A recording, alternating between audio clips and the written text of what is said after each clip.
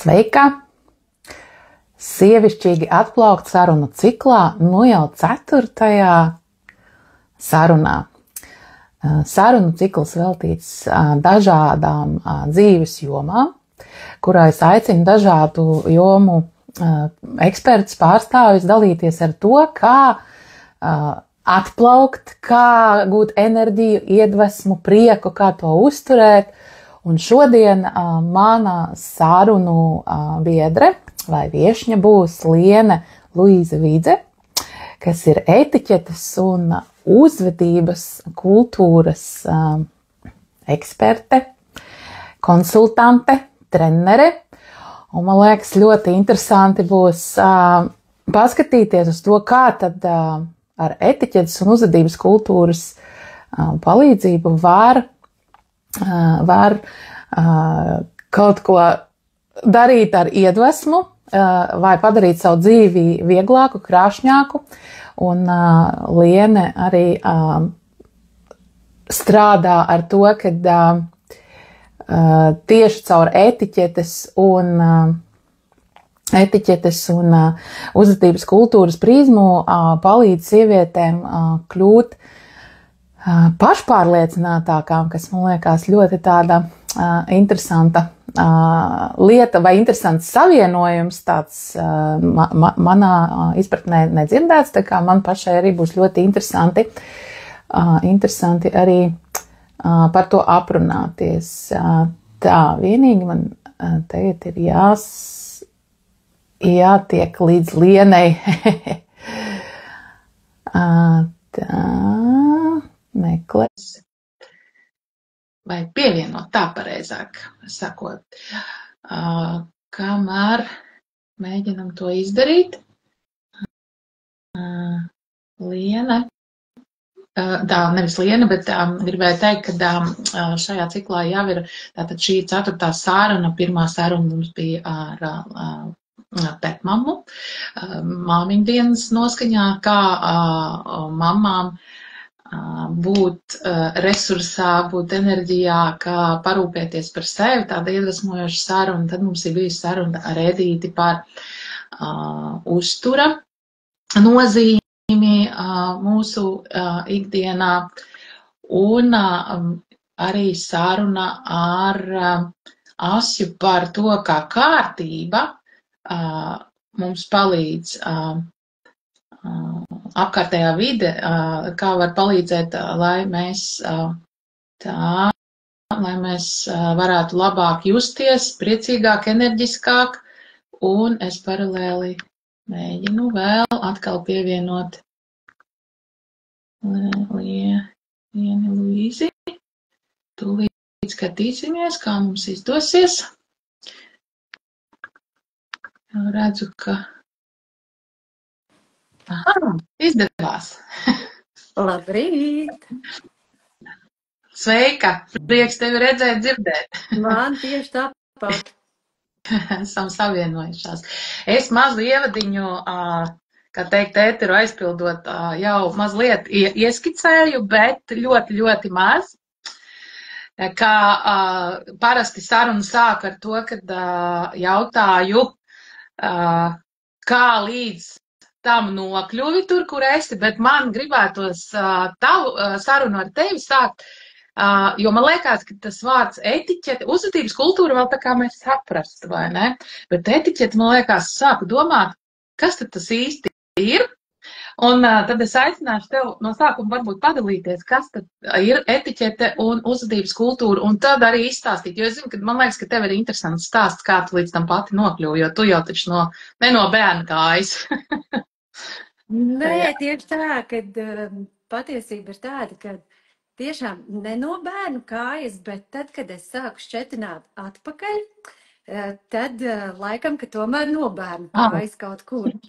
Jā, jo man ģimenē ir tā, ka mums ir ļoti, ļoti izteikts tāds ēšanas un kopā būšanas tāda kultūra. Un savukārt tā galda klāšana un etiķeta un tās lietas, tās bija tā kā pakārtotas vairāk. Taču man bērnības draudzenes māmīte vienmēr rīkoja brīnišķīgas viesības. tiešām ar, fantastiski, ar detaļām izplānotām un ar visu.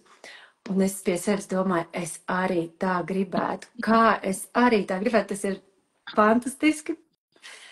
Un pie manis nonāca zelta uzvedības grāmata. Varbūt esat tādu dzirdējuši. Viņa ir diezgan sena, no 90. gados, man liekas, izdota un tulkot no somu valodas. Un šī grāmata man atvēra pilnīgi tāds cits stāsts. Bet tā nopietni tam pievērsos es tādēļ, ka skolā Ņujorkā, kur es vadīju, pie mums brauca ciemos prezidents Vējons ar delegāciju. Un es sapratu, ka, jā, no pieklājības es saprotu, kā mēs visi, mēs mākam sveicināties, vairāk vai mazāk, mēs, protams, sarunāties, bet, kas attiec uz tādu protokolu un vizīšu etiķeti, es nezināju un nesapratu tiešām neko.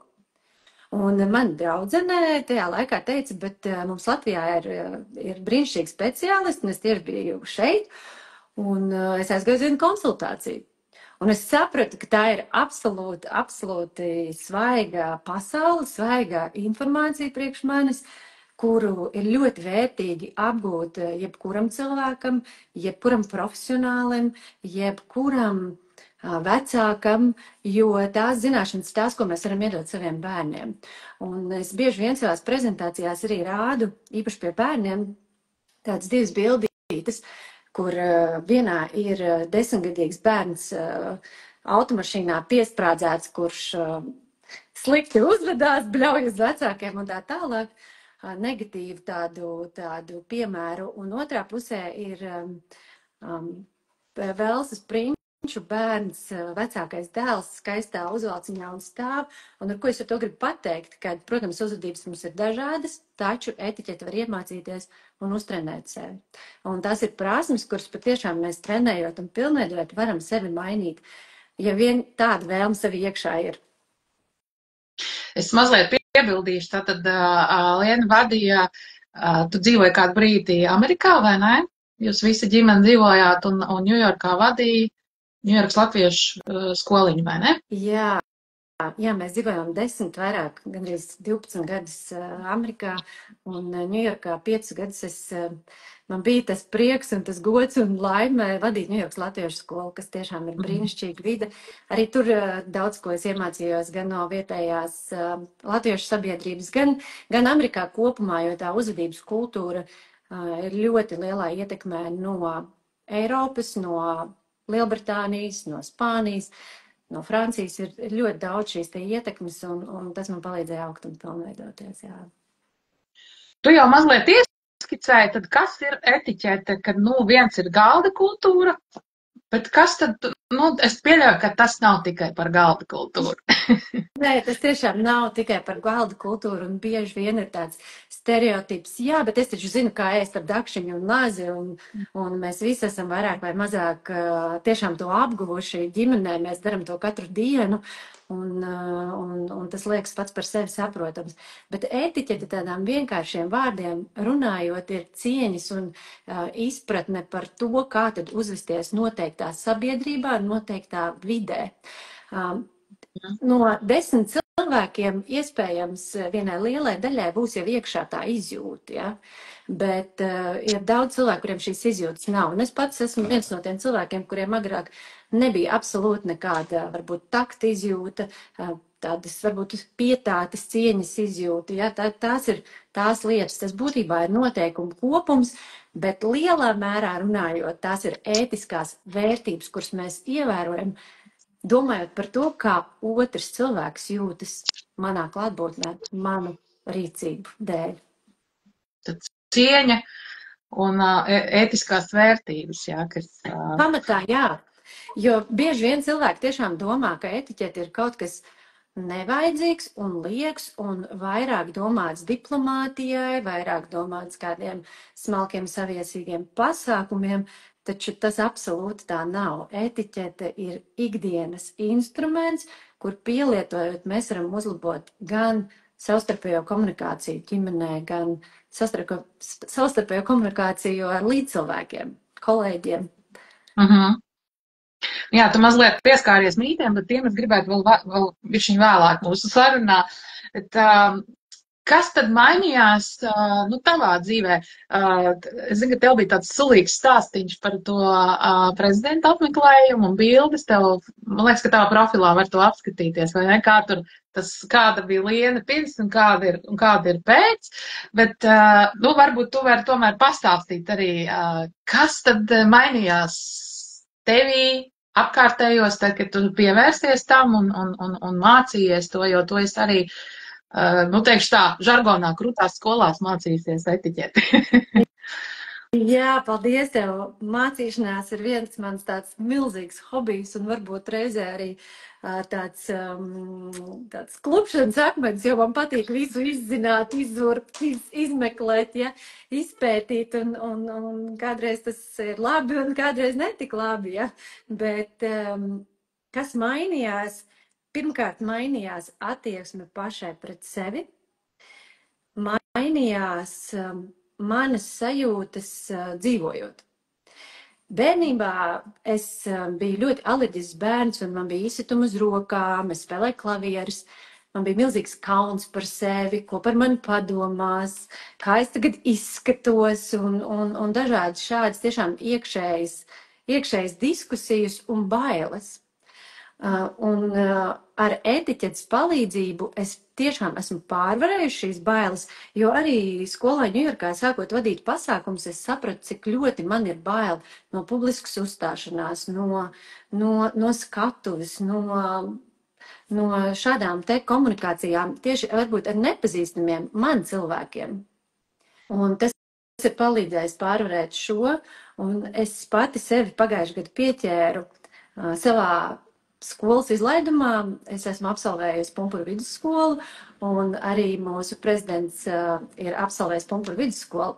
Un es viņam piegāju klāt un teicu, kāds gods un cik patīkami, un es to jau zināju, taču mēs nebijām tikušies salidojumā. Un es pieķēru sev pie tā, ka es iepriekš nekad tā nerīkotos. Es nekad neietu klāt nepazīstamam cilvēkam, neuzrunāt viņu pirmā un nejustos brīvi. Taču šīs prasmes, šīs zināšanas man ļauj justies brīvi. Un tas ir tas, ko es tiešām gribu izstāstīt visiem Latvijā dzīvošiem. Ja mēs gribam, lai mūs ierauga savādāk nekā ar tieši mūsu paaudzē to postpadomju zīmogu, tad tās ir absolūti noteikti ļoti, ļoti vērtīgas zināšanas. Jo aizbraucot mēs, protams, šeit dzīvojam savā vidē, mēs esam pieraduši pie savas kultūras, pie savas komunikācijas veidiem, taču izbraucot ārā, vislabāk to mēs varam tad redzēt. Tīklošanās pasākumos, dažādās komunikācijās, un bieži vien es arī kādreiz nesapratu, kāpēc es netieku tālāk par tādu elementāru small talku, jo tajā tev dziļāk, jo man ir šitā arī grūti. Es priekš sevis, bet es ceru, ka kādam atmodēs. Bet kas tad īsti, mainījās? Ka tu tagad vari pieiet prezidentam klāt, ka tu jūties pārliecināt. Kas tieši ir tas magics? Tas magics? Es varu salīdzināt to ar lasīšanu. Tad, kad mēs mācījāmies skolā lasīt un mūs izsauca lasīt skaļi, vienmēr bija tas satraukums ārpēc, ko par mani padomās. Man vismaz bija, ko par mani padomās, vai es lasu raiti, vai pietiekami izteiksmīgi. Ja? Un ar etiķeti ir ļoti līdzīgi ar šīm zināšanām. Viņas iedod pārliecību, iekšēju pārliecību par to, ka es rīkojos atbilstoši situācijai, ka es rīkojos atbilstoši noteiktai videi. Gan apģērba etiķetē, gan sasveicināšanās mākslā. Un es nezinu, varbūt tu redzēji, Laura, es vakardien dalījos tiešām savā kaunā, kas man nebija viegli, jo arī pārzinot šos noteikumus bieži vien rodas kļūmes. Mēs esam cilvēki, mēs pieļaujam, taču tieši tāpat kā lasīt prasmi, reiz mēs viņu apgūstam, viņa mums iet dabiski, mums vairs nav jāsatraucās. Un arī ar etiķeti ir ļoti, ļoti līdzīgi. Starp citu, jā, es noskatījos vakardien, jo man vārds kauns triggerē, tas man arī tāda viena no lielākajām bailēm dzīvē, kaunu piedzīvot. Man liekas, tas labs piemērs arī tie, kas, ja vēl tas redzams, tad aiziet apskatāties, bet, es mazliet ieskicējuši, jā, kad, un es gribu iedrošināt vienkārši to, jo es pati arī, piemēram, kautrējos cilvēkiem stādīties priekšā. Un tur tas kauns bija par to, ka tur bija tā saruna gājus, un tu pēc tam saprati, ka tu neesi stādījusies priekšā. Un man liekas, ka tas ir iedrošinoši tādā aspektā, ka, man kā cilvēkam, kam nevisai patīk tīklot, jā, ka tas īstenībā nav stāsts par mani, bet par cieņu pret otru cilvēku, ka es stādos priekšā. Un man liekas, ka tas tā, man vismaz atbrīvo, hei, tā ir etiķete, tā neesmu es, kas te tagad grib kaut kā izcelties, bet tas ir pieklājīgi pret otru cilvēku. Jā, ko mēs vēlamies, lai komunikācija ar mums kādu pēcgaršu atstāja šim cilvēkam? Vai tas ir sakārtota, mierīga, pārliecināts cilvēka tēls, vai tas ir stress, haoss, bailes, nepārliecinātība un tāds, ja? Un patiešām, protams, pirmais, kas runā visskaļāk, un es esmu absolūti pārliecināta par to, tā ir mūsu enerģija, iekšā enerģija, kā mēs jūtamies par sevi, ja? Un ne katru dienu mēs jūtamies labi, mēs esam cilvēki, ir augšā te lejā, bet šīs zināšanas, jā, iedod to pārliecību, šajā situācijā ir pieņemts rīkoties šādi, un, protams, mēs arī bieži vien cilvēki maldīgi pārprot, ka, teiksim tā, ka, ja es zinu etiķeti, man noteikti otrs cilvēks ir jāizlabo, tu rīkojies nepareizi. Protams, ka nē. Protams, nē, un tāds piemērs var atrast ļoti daudz, ka cilvēki, kur tiešām pārzina etiķeti, nekad neizcels otra nezināšanu. Tieši tāpat kā ar to pašu lasīt prasmi, jā. Mēs taču izturāmies. Tā kā nevajadzēties Lienai iet klāt vai būt pasākumā, kur ir Liena, jā, viss ir kārtībā. Jā, man bieži vien ir tā, ka es pasaku, ja es pasaku, ka es nodarbojos ar etiķeti, ir divas tādas cilvēku kategorijas. Viena, kur saka, pastāsti, un otra tā, ok. Un es jūtu, ka viņš negrib pat ar mani īstvers iesaistīties sarunā. Jā. Un tu pieskāries tam jautājumam, ko tu man vakardien rakstīji. Šitas ir grūts jautājums par iekšējo eleganci. Es tā atkal uzdošu tādos varbūt divos. Viens ir, vai katram ir iekšējā elegance, un ja viņa ir, vai mēs vienmēr viņu parādām. Varbūt, kad tur iekšā ir kaut kas ļoti skaists, bet uz ārā mēs dēļ tām visām bailēm un kaunu, varbūt nezināšanas arī, mēs tā nevisai forši to visu parādām. Kā tad ir ar to iekšējo eleganci? Jā. Es patiešām domāju pie šī jautājuma, jo viņš ir reizē ļoti viegls, bet arī pašā laikā tāds sarežģīts, kā tu teici, filozofisks jautājums. Es domāju, ka ja mēs runājam par sievietēm un sievišķību, tad es patiešām ticu, ka piedzimstot mums visām iekšā ir tā iekšējā elegance, tāds iekšējais miers, tā stabilitāte. Jo kas tad ir iekšējā elegance? Manuprāt, tā ir prasme pieņemt otru cilvēku un nekritizēt otru cilvēku. Un pieņemt ar izpratni, jā, ka mēs visi esam dažādi, ka mēs rīkojamies dažādi. Un man ļoti, ļoti patīk ASV prezidenta pirmās lēdijas Mišela Obamas teiciens, un es citāšu to angliski, un viņa teica, always take the high road. Vienmēr izvēlēs, ja, to augstāko ceļu, ko tu vari iet, un lai kāda arī dzīvē būtu situācija, un to nevienmēr ir iespējams izdarīt. Īpaši ar saviem tuviniekiem, jā, ar saviem ģimenes locekļiem, ar kuriem mēs esam dienā pieraduši, nevienmēr mēs varam spēt rēģēt ar tādu iekšējo eleganci, ja, bet viss dziļākā izpratnē, manuprāt, tā ir tiešām izpratne. Miers, izpratne, pieņemšana, ja tā padziļināt mēs tajā ieskatāmies. Varbūt tad tu vari arī padalīties, kā ir tavām, tu gan minēji, ka tev ir bērni, bet tu arī ar pieaugušiem nestrādā.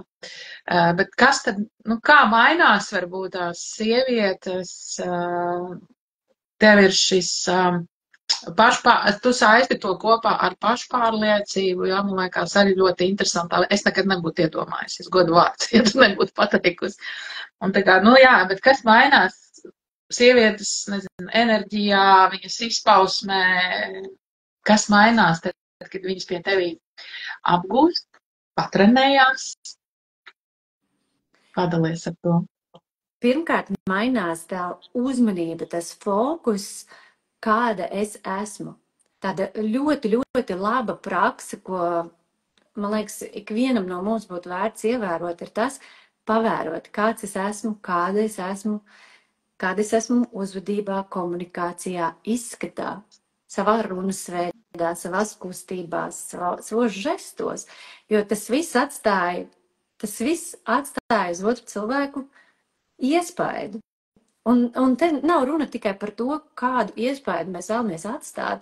Mana omīte, brīnišķīgs cilvēks, un es vienmēr atceros viņu ar vislabāko gaišumu, un arī visi cilvēki, kas viņu piemin, atceras ar gaišumu. Un viņai bija viena fantastiska īpašība, šis te iekšējais miers un elegants, kaut arī viņa nebija mācījusies nevienā no šīm skolām.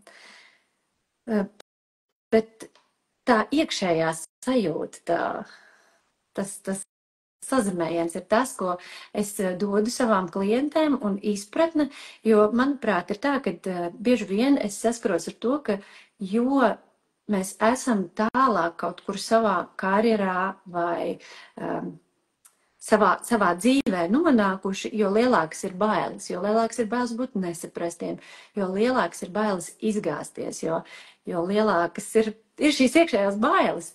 Un apgūstot šīs prasmes pie manis, sieviete apgūst gan ģērbšanās etiķeti. Nav vairs jāsatraucas. Ak, vai, ko par mani padomās, kā es izskatīšos, vai es iederēšos. Protams, viens variants ir, ja es ļoti gribu izcelties, es varu uzvilkt visspilgtāko kleitu ar visatkēlinātākiem pleciem, bet es vienmēr saku, ka ņemiet vērā, uz kurien jūs dodaties un cik ir pulkstens un pie kā jūs dodaties. Ja? Un tā ir šī iekšējā brīvība, ko es iedodu savām klientēm, tā pārliecība, jo, diemžēl, skolā mums to nemācīja īpaši, un mēs esam paudze, kur arī šis netika īpaši izcelts un apgūts, jo padomu laikā tas viss tika diezgan noniecināts, es pat teiktu. Bet kā tad ir, tu tev pieskāries skolā, man uzreiz tāds iekšējais kaut kāds dumpinieks, bet es taču gribu tur kaut kā tā un šitā, pret likumu, kā teikt, vai pret normām. Kā tad, un es zinu, ka tu arī strādā ar bērniem, ka tev ir meistara klases bērniem, kā tad ar šo tikt galā, tad sanāk mani tā kā apspriedīs, ka es te tagad jāiet kaut kādā zolītā uzvalciņā man vai kleitā uz izlaidumu, es gribu, kaut kā ekstravagantāk, kas, tipa būs nepieņēmama. Kā to ar šo nokomentēt? Jā, es strādāju arī ar pusauģiem, un arī nesen man bija vieslekcija Rīgas baleta skolā, un es ļoti, ļoti priecājos, ka arvien vairāk skolu un gan klases audzinātāji domā, kā nodot jauniešiem šo ziņu par cieņu, jo būtībā tas ir cieņas elements. Un ik viens cilvēks, patiešām, es esmu dziļi sirdī pārliecināta, ka ik viens cilvēks grib būt pieņemts un mīlēts. Mēs visi gribam, lai mūs samīļo, lai mūs mīl, lai mūs pieņem, lai mēs iedaramies. Un bieži vien pusauģu gados, protams, mums ir šis dumpinieciskums. Nē, bet es gribu savādāk, es gribu parādīt, ja? Un tad mēs ar jauniešiem runājam, kādu ziņu tu gribi aizsūtīt. Kāds tu kā cilvēks gribi būt? Vai tu gribi būt vulgārs, nepieklājīgs, nepatīkams? Vai tu aiziet uz to savu izlaidumu, tomēr gribi izrādīt cieņu? Un vairākas meitenes tiešām bija rādījušas arī nopirkušas ļoti skaistas kleitas ar, piemēram, atkailinātiem pleciem. Un tad mēs runājam, ko šāds simbols atkailināti pleci sūta apkārtējai videi. Jo etiķetē ļoti daudz apakšā ir psiholoģijas. Es neesmu psihologs, ne psihoterapeits, bet ļoti, ļoti daudz, kas tiek bāzēts uz cilvēku psiholoģiju, uz zemapziņu, uz iekšējo sajūtu, uz pirmajiem impulsiem. Jo pirmo iespēju izdzēst ir ļoti, ļoti grūti, ko mēs radām par sevi. Un arī apģērbs un mūsu ārējais veidos to translē. To translē bez vārdiem. Klausies, un nav tā, ka, nu šitas tā kā vecmodīgi, tu minēji karaļi, tur, nu kādi karaļi, nu viņi tur simboliski tādi, nu nav tā, ka reakcija cilvēkiem, es nedomāju tikai bērniem, bet arī pieauguši, tas ir vecmodīgi, tagad tās mēs visi varam rādīt, kā nu gribam, kādi nu mēs esam. Nenoliedzami mēs varam rādīt, kā mēs gribam, un tieši pareizi pateikt, kādi mēs esam. Un kāds tad es gribu būt? Es gribu būt, kāpēc es lieku šo te karaļu, tiešām Velsas princesi un princi kopā, jo, manuprāt, viņi ir fantastisks piemērs. Velsas princese Ketrīna nāk no pilnīgi vienkāršas, absolūti vidusmēra vides. Viņa nenāk no karaliskā, ja, un savukārt princis ir trenēts no bērnības, publiski runāt, uzstāties, uzvesties, būt, iederēties, iekļauties. Ne, viņam ir sava vieta, protams, ja, bet viņš lieliski prot šo saspēli. Un, manuprāt, šis ir brīnišķīgs piemērs, kad jebkurš cilvēks var sevi uztrenēt. Manuprāt, pīlēni akli seko, mani vecāki tā dara, es tā darīšu, ja, un tiešām seko. Un tāds ir viņu dzīves ceļš. Taču mums ir dot iespēju izvēlēties, kur mēs gribam būt savā dzīvē, kāda mēs gribam būt, ko mēs gribam atstāt, ko mēs gribam atstāt saviem bērniem. Man dažreiz liekas, ka jā, mēs bieži vien aizmirstam bērniem iemācīt šīs svarīgās vērtības. Bet tas nāk atpakaļ. Jā, tiešām es visu laiku kaifoju par to cieņu, pieņemšanu, jo, nu, no vienas puses man ir tā iekšējā cīņa, bet kā, nu, tas dumpinieks tur zin tā, nu, bet es taču gribu parādīties, bet, nu, laikam tā tiešām tā pieņemšana otram, un ka tu, zināmā mērā tādu pazemību parādu otram cilvēkam, ka, nu, tu pirmais un tad es ar savu ego nāk, ka tas, man liekas, tik eleganti izskatās. Klau, kā tad, nu, ģimenē, kas mainās vai kā to ieviest ģimenē? Nu, man ir radies priekšstats, ka jums ģimenē viss tur ir ļoti skaisti, visi piekrīt, visi grib tam sekot. Neskatu, tev ir 3 puikas, vai ne? Man ir 3 dēli, jā. Un nu, viņi tur viss tur pareizi droši vien dara, jā, bet nu kā tādā parastā ģimenē, kur nav etiķeta, bet mamma tagad tās, nu, tā kā mums ir sievietes, nu, tad mamma ir izdomājusi, ka tagad mēs smukāk un kārtīgāk visu darīsim. Kā ar šo? Tas nevienmēr tā ir bijis, un man ir tiešām pusauģi, un viņi pat dažreiz man kaitina, īpaši lielie man kaitina, un liek elkoņus uz galda, un stredz zupu, ja, un izpildās dažādākajos veidos. Viņi ir pusauģi, un tas ir normāli, ir šis dumpinieciskums iekšā.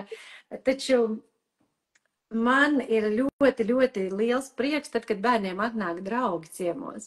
Kad vecākais dēls gatavo, viņš ļoti patīk gatavot, un tad viņš saklāja galdu. Viņš uzliek šķīvis, dakšu nāzi, protams, salveti. Nu, nevienmēr viņš, protams, neliks galdaut un zied kompozīcijas vai kaut ko tādu, ja? Bet māmām, ko es ieteiktu, un kas mums ļoti labi strādāja, mums ģimenē vēl gadus 25 noteikti ir svētdienas pankūku brokastu tradīcija. Un, to var redzēt. To var redzēt, vai ne, jā, es kādreiz vēlos to. Jā, un teicu cep, un tā nav mana darīšana, tās pankūkas es vispār varētu nemaz necert un neēst, jā. Bet tas ir tiešām tāda ļoti svēta un īpaši tāds veids, kā mēs satiekamies un esam kopā, jo tiešām tas dzīves ritms ir ļoti skrejošs, ja. Un tad mans uzdevums ir saklāt šo te galdu un radīt to atmosfēru. Un tas ir ļoti labs veids, kā tiešām sākt bērns izglītot, jo man ir vairāk bijuši tādi klienti arī, kas ir savā karjerā sasnieguši daudz un sapratuši, ka viņi ļoti neērti jūtas vakariņās, kur ir tīklošanās vakariņas, kur tu aizēji, tev būtu jājūtas brīvi, jākomunicē, jāpriecājas, bet tu nepārtraukt domā, kas man tagad jādara, kā man tagad jādara. Un vai es rīkojos atkal pienācīgi vai pareizi, ja, jo neviens negrib būt izsmiets. Un tad, manuprāt, šis ir brīnišķīgs treniņš mājas apstākļos katru nedēļu, kaut vai sākt ar to reizi nedēļā, ar to vienu maltīti. un tie bērni jau redz to, un viņi to uzsūdz. Un pat ja viņš to ikdienā neparāda, tad vēlāk viņš to parāda. Patiešām, jo viss ir treniņš. Jā. Tad viena lieta, ko tu ieteiktu, ar ko var sākt, nu nevajag tagad sākt visus uzvalciņos ar šlipsītēm, vai ne, un tā, bet ka tas ir ar galdu.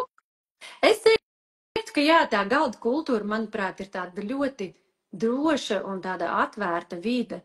Protams, bērniem arī es vienmēr mācu, ka viss sāks ar sasveicināšanos. Mēs visi sākam ar sasveicināšanos, gan kā mēs sveicinām savus bērnus, kā mēs sveicinām savu partneri, ko mēs parādam, kāda ir šī savstarpējā komunikācija. Un tā ir brīnišķīga vieta, kur sākt, bet, manuprāt, šis galds, tā ir tāda tiešām droša mājas vide, kurā neviens nenosoda, kurā tiešām iedrošina un atbalsta. Un pat, ja tur uzkrīt nutellas gabals uz baltā galdā, vai tas nekas to var izmazgāt. Un tā ir laba vieta treniņam.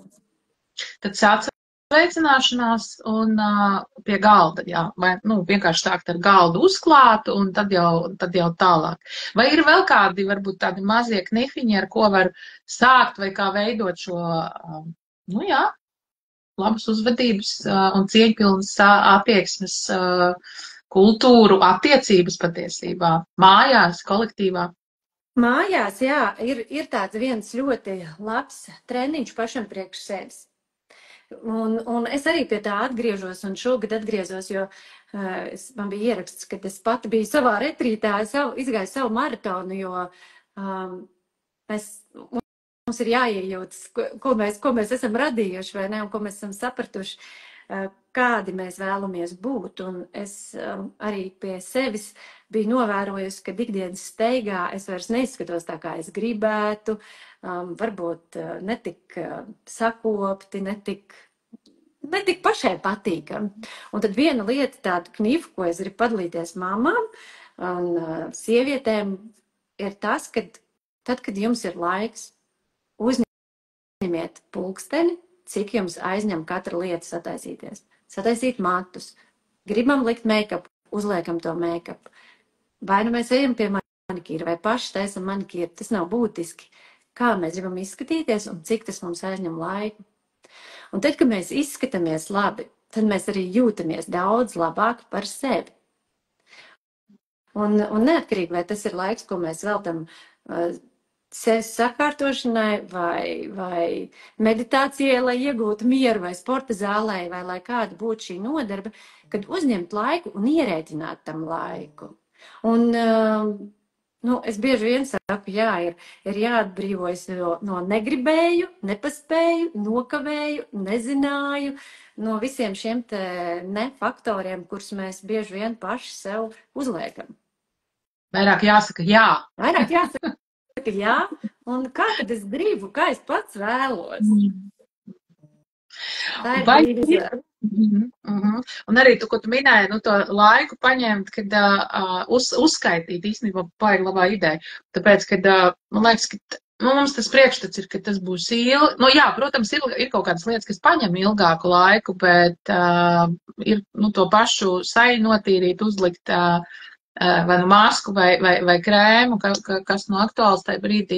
Īstenībā ir ļoti maz tā laika. Nav tā, ka man tagad pusrīts tur jāpavada un es nokavēšu visu. Tas vairāk tā kā, galvā. Tā ir plānošana patiesībā. Tā tiešām ir plānošana. Un piemēram, par ģērbšanos man arī ir bijis periods, kad es staigāju visu laiku leggingos, krokos un savā ērtā tēklā. Nevar būt. Jā, un es arī šobrīd es savu mazāko bērnu aizvedu uz bērndārzu tēkraklā, un bieži vien bērndārs biedri redz man tādu, un tā ir dzīve, tas ir normāli. Un tad es pirms tikšanām braucu mājās un sataisos, un man ir ierēķināts tam laiks, un man tas apmēram aizņem laiku, diezgan īsu laiku patiesībā. Pusstundu, es teiktu. Jo ir tāds ļoti labs teiciens, dress the way you want to be addressed. Kad ģērbies tā, kā tu gribi, lai pret tevi izturās. Un Tas jau arī ir tas. Jā. Vai ir arī kāda etiķete mājās, šķībās un treniņu tērpā, vai tur ar kaut kā, nu, tu jau daļai, protams, atbildēji tikko, kā tu gribi, lai pret tevi attiecās, bet, nu, mājās mums gribās kaut kā brīvāk, bet man liekas, ka dažreiz tas brīvāk ir nošļurkušāk, bet varbūt, kad ir kaut kādi ieteikumi, kā var sievieti mājās arī nepārcenšoties, bet tā kā bišķi elegantāk. Ir kaut kas tāds. Pilnīgi noteikti atrast mājas tērpu, kas ir ērts, bet kas pašai patīk. Un novērtēt ar kritisku aci, ja, dzert no savas mīļākās krūzītes. Es kafiju, piemēram, man ir mīļākā krūzīte, un es viņu dzeru no savas mīļākās krūzītes, un viņi bieži vien man brauc mašīnā līdzi, un tas smieklīgi. Es domāju, ka es tā nekad nedarītu, ja, bet es tiešām paņemu to savu krūzīti līdzi un dzeru viņu mašīnā, jo tas paceļ to iekšējo sajūtu, un mājas ir mājas. Protams, ka mājas ir mājas, bet etiķete arī mājās nepazūd. Es gribu teikt, ka tas ir maldīgs priekšstats cilvēkiem, kad etiķete tā kā tāds slēdzīts, jā, ieslēgt, izslēgt, vai darīt, vai nedarīt. Pareizā meitene, un mājās, nu, tad atlaiž, kā tu rādi parasti, novelku krūšu, tur zeķebiks un visu, vēders izkrīt. Bet šis man arī, man tas pat tiešām, ja viena lieta mani uzvelk, Piedod. ja viena lieta mani uzvelk, tad tā ir pārliecība, etiķete ir vienādības zīme ar pareizību. Kad, es tagad esmu tik šausmīgi pareizs cilvēks, ja, kad, vispār ne pa labi, ne pa kreisi visur. Tas neuzliek mums tieši rāmi, tieši pretēji. Mēs varam būt paši, mēs varam izdarīt izvēles un būt vai nu tādi, ja. Un arī mājās tieši tā, ka, ja mēs darām kaut kādu vienu ieradumu, esam uztrenējuši sevi, tad es domāju, ka mēs viņu arī darām mājās. Nē, es mājās nestaigāju pēļu kaklarotā un kleitā, tiešām nē, reti, kad pēc darba kādreiz, jā, bet arī vienmēr novelku nost visu, ko var novilkt, noņem, un esmu tāda, kāda es esmu, bet arī, manuprāt, mājās ir ļoti jauki uztrenēt tādu prasmi, parādīt saviem tuviniekiem sevi no tādas mazliet patīkamākas gaismas, pārskatīt arī savus mājas apģērbus, arī, ja tie ir legīgi, vai viņi ir kārtībā, vai viņi ir pietiekami sakopti, vai nav nobumbuļojušies, iztaipījušies, ja? Vai tēkrakls tieši tāpat, vai ir ļoti liela atšķirība arī elegants un stilīgs, vai elegants un moderns, tas absolūti noteikti iet kopā, ir tāds, man liekas, priekšstats, kad ja elegants, tad vecmodīgs uzreiz, jā. Nē, ir jāsako līdz modei, trendiem, visam. Vai arī nērts, vai ne? Kad mēs, tas, ko es dzirdu arī, ko tu saki, var atrast to veidu, kā tu vari būt elegants, bet tev ir ērti, vai ne? Protams, tas nenozīmē, ka tu staigā 8 centimetru papēžos iespīlētā korseša kleitā visu laiku. Absolūti, nē, tam pat nav īsti nekāda kopistiskā, ir kaut kāds kopsaucējs, protams, ir, bet apģērbs nav primārais, jā, tas stīvums nav primārs, viņš vispār var nebūt. Viņam nav jābūt patiesībā. Jā. Laura raksta, ka mājas ir īstā mācību vieta, sabiedrībā jau tikai mēs parādām tikai to, kas ir apgūts mājās. Tā jau ir, jā, ģimene un mājas. Tieši tāda mājas parāda, un es esmu strādājis skolā diezgan ilgus gadus, un gan Amerikā, gan Latvijā, un tiešām es novēroju to, ko tad bērni apgūst mājās. Mēs skolā izliekam tās savas prasmes visas tur ārā. Un tad tiešām māja ir tā vide, jā, tā drošā, labā treniņu vieta. Jā, tu bišķiņ jau pieskāries tam vienam mītam par etiķeti un uzvedības kultūru, ka tā ir vienādības vide pareizi. Es tā domāju par mūsu sarunu, es ar tā uzrakstīju, kāda man nāk prātā, ko es domāju, jā, ka tas būs stīvi, ka tas būs, es būšu tagad tāda baigā taisnā teistamniece, bet sliktajā nozīmē, ja? Tā kā pazaudēšu sevi, bet tas, ko es dzirdu no tevis, kad īstenībā jau es tieši atgūstu caur to, ka es varu, un, protams, uztrenējot, es jūtos daudz brīvāk, es varu pieiet prezidentam klāt, es droši vien nesaņemtos, jo es nezinātu, ko teikt. Kas varbūt ir vēl tie mīti un ko tu par šito saki par pārējiem teicamniec, stīvu, pazaudēšu sevi? Jā, tos es dzirdu regulāri, gandrīz katru dienu. Es atvainojos, es pieslēgšu savu telefonu. Jā. Man izskatās, ka man baterija iet uz beigām, un man uznāca bailes. Jā. Es paskatīšos tā sekundīt. Atvaino, tūlīt atbildēšu. Viss ir ļoti labi. Negribu pārtraukt sarunu. Es negribu pārtraukt sarunu, tieši tā. Kur man te ir rozeta? Pat šī istabā es pēkšņi apjuku un nesaprotu, kurā vietā man piesprausties tā. Es pārvācos. Jā. Es pārvācos katru jā. Nu tā. Par mītiem vēl, kā tie populārie mīti. Mītu ir ļoti, ļoti daudz.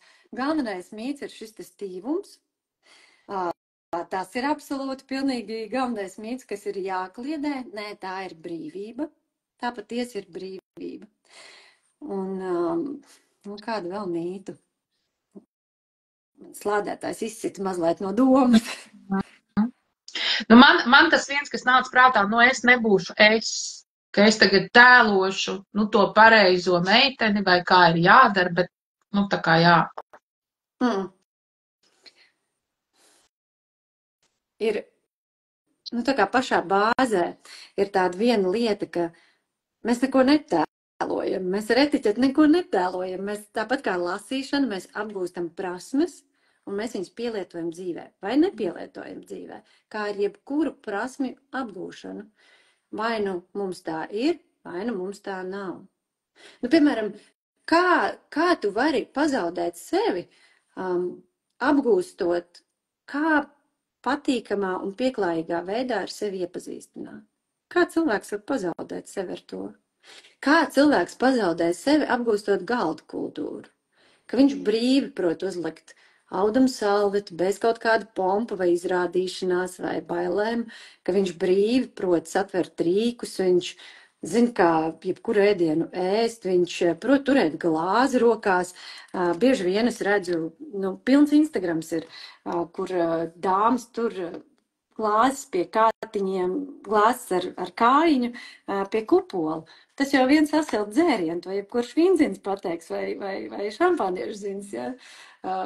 Ka tas sasilt dzērienu, un tādā veidā pretējā puse cilvēks, ar kuru mēs varbūt vēlamies izveidot komunikāciju, jau izdara secinājums par mūsu audzināšanu, par vidi, kurā mēs dzīvojam, un izdara secinājums par mums.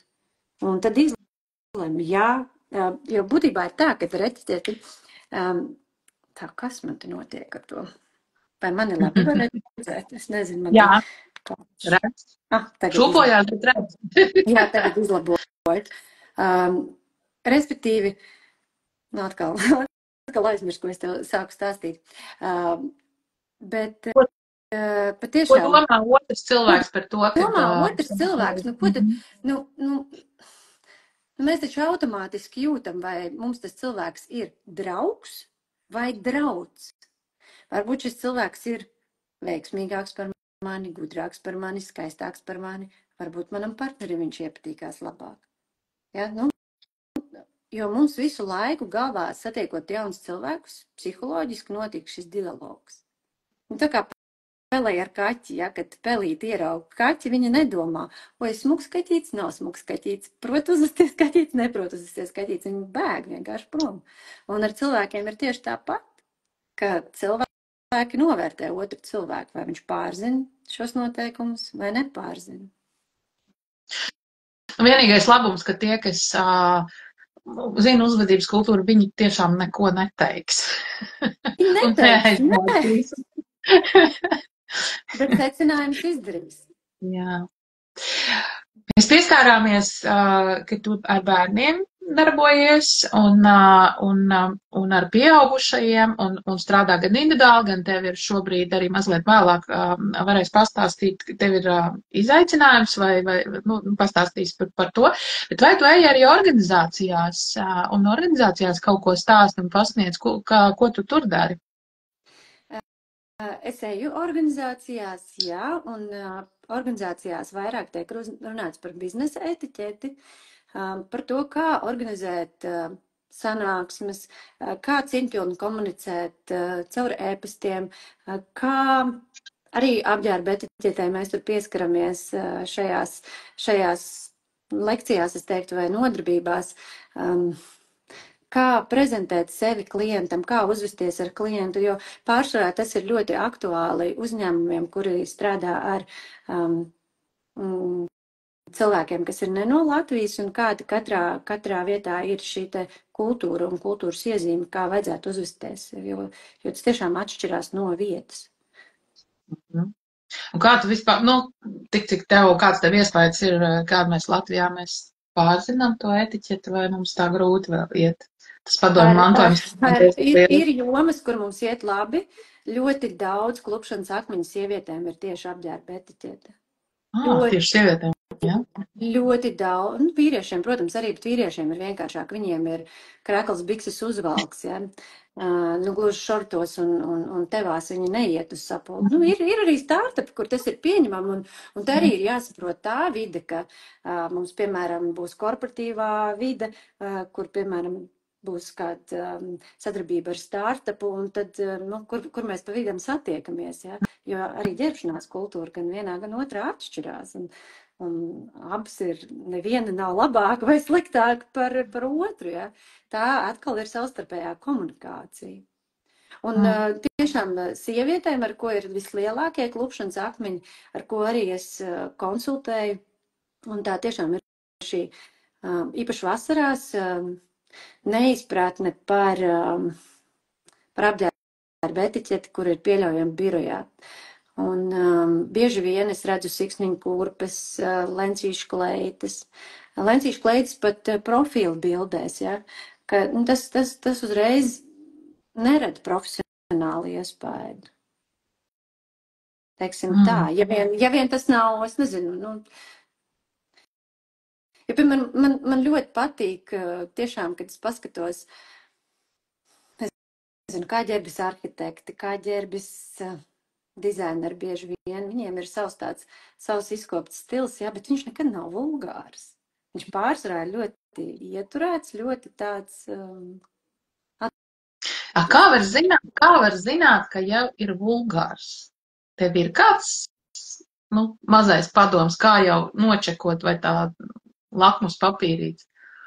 Ir, jā, protams, un tas ir vesels noteikumu kopums, ko ietver tāda etiķetes sadaļa par apģērba etiķeti, dress code, ja angliski runājot, un visā pasaulē ir 6 noteikti dress code veidi. Mums gan Latvijā mazliet savādāk kategorizē, piemēram, ministrijas dažādas un tāpat prezidenta kancelē mums mazliet savādāk varbūt pamainīt nosaukumu, bet tas neatsver vienu vai otru, ja ir šie 6 veidi, un katram no tiem ir noteikts, kas tad ir atbilstoši konkrētai situācijai vai kas nav. Jo, pieņemsim, ja mums ir darba pasākums, teiksim, viesnīcā Radisson, mums ir darba pasākums, un uzrakstīts ir kokteili, tad mums ir jāpārzina, ko tad ietver šis kokteili darba pasākumā. Savukārt kokteili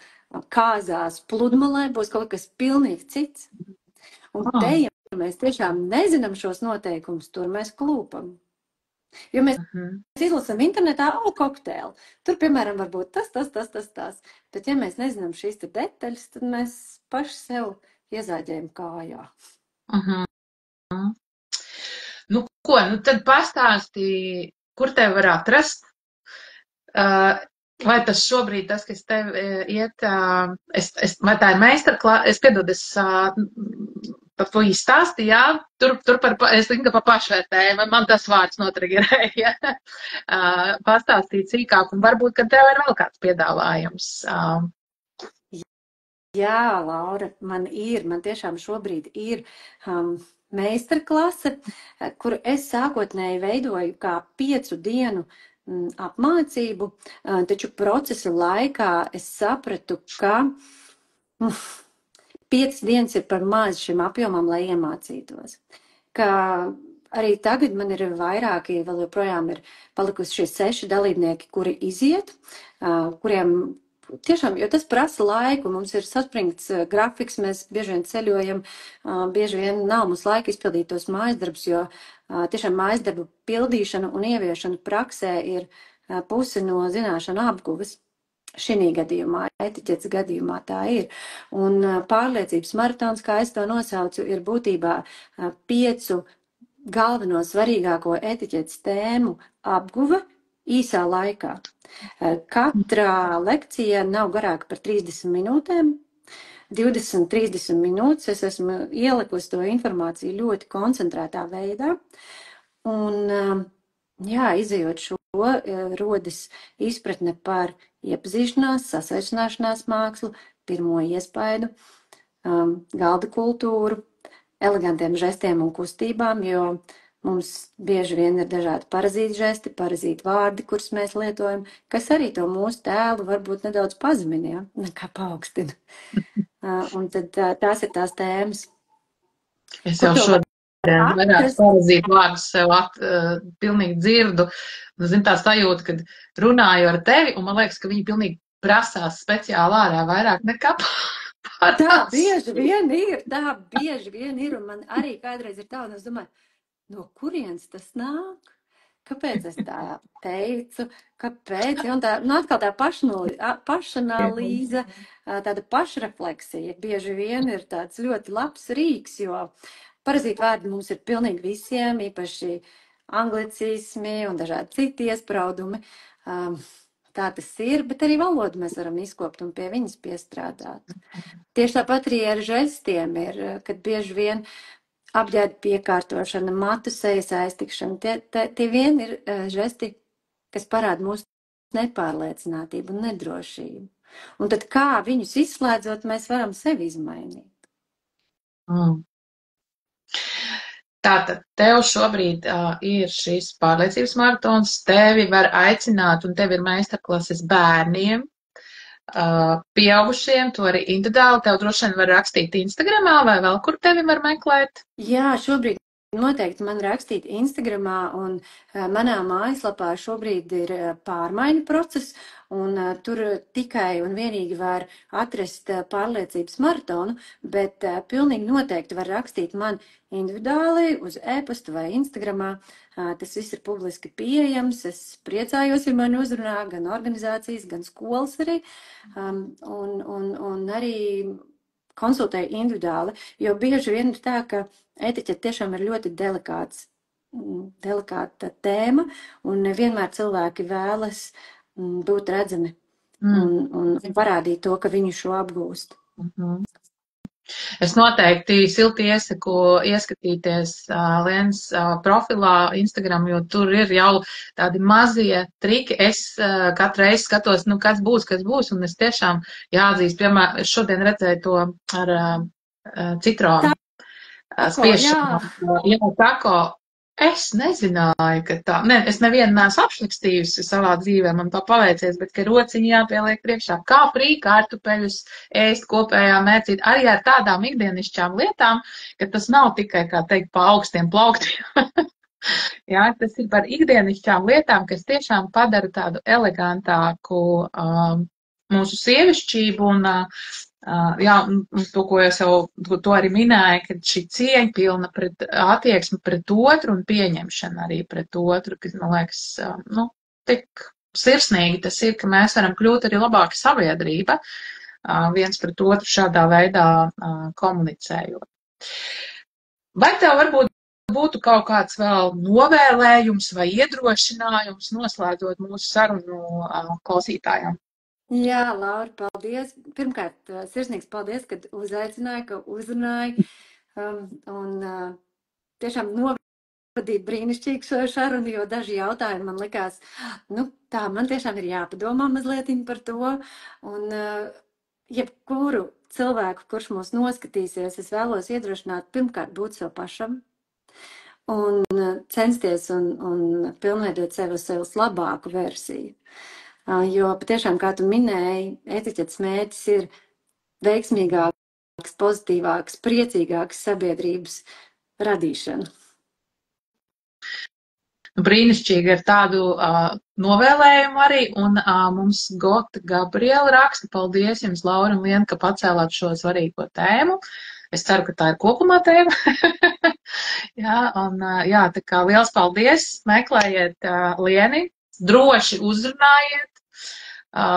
Kā teikt, jūs dzirdējāt, ka cieņpilna attieksme jums ir garantēta, un Liene deg par šo gan etiķeti, gan uzvedību, kas gal galā tomēr ir par attiecībām ar cilvēkiem un vienam otru pieņemšana. Un, jā, skaisti. Jā. Mums visiem izdevās. Lai visiem izdodas. Atā!